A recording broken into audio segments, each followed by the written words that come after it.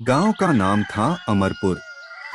चारों ओर हरियाली, शांत वातावरण और मेहनती लोग। यहाँ के लोग बारिश का इंतजार कुछ ऐसे करते जैसे कोई त्योहार आने वाला हो।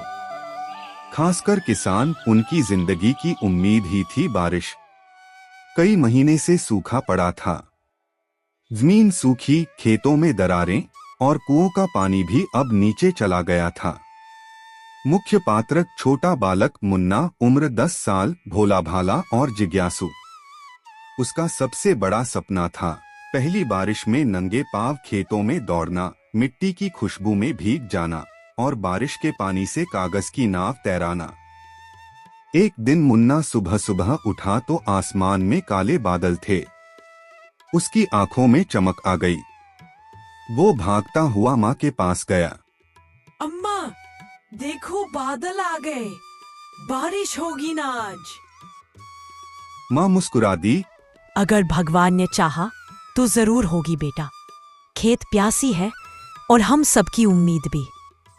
मुन्ना ने अपनी लकड़ी की छोटी सी नाव निकाली, जिसे उसने हफ्तों पहले ही बना रखा था। वो बारिश के पानी में उसे तैराना चाहता था। दोपहर तक आसमान और भी गहराने लगा।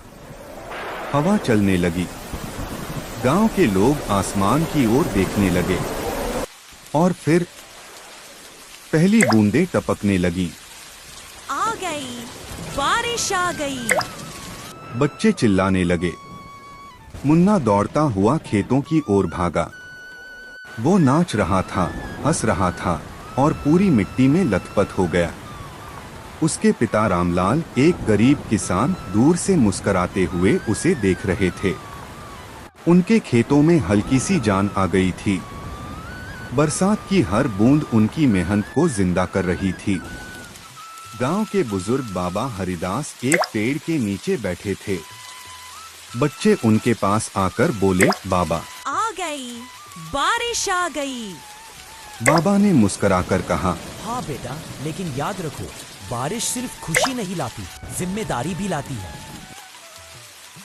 मुन्ना चौंका। जिम्मेदारी? कैसी जिम्मेदारी बाबा?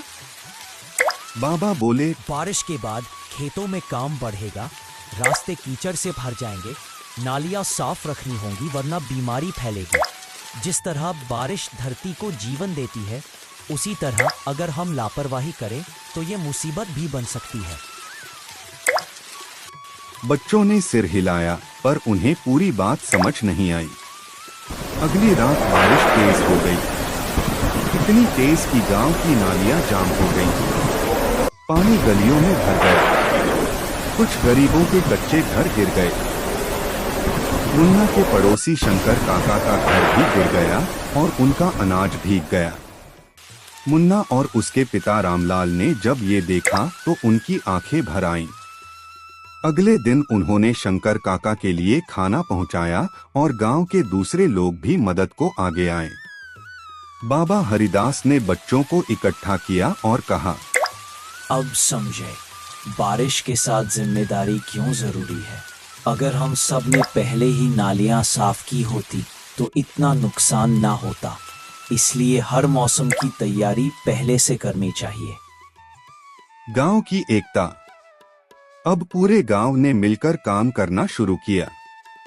नालियां साफ की गई, पानी की निकासी का रास्ता बनाया गया और टूटे घरों की मरम्मत की गई। मुन्ना और उसके दोस्तों ने बच्चों की एक टोली बनाई, बारिश सेना। उनका काम था कीचड़ में फंसे बच्चों की मदद करना, बूढ़ों को छाता पकड़वाना और जो भी जरूरतमंद हो उसकी मदद करना। गांव में एक नई चेतना आ गई थी। कुछ हफ्तों बाद बारिश रुकी और खेतों में हरियाली उग आई। रामलाल के खेतों में पहली बार इतनी अच्छी फसल दिखी। उन्होंने मुस्कुराकर मुन्ना से कहा, बेटा, ये फसल सिर्फ भगवान की मेहरबानी नहीं, हमारी मेहनत और एकता का भी फल है।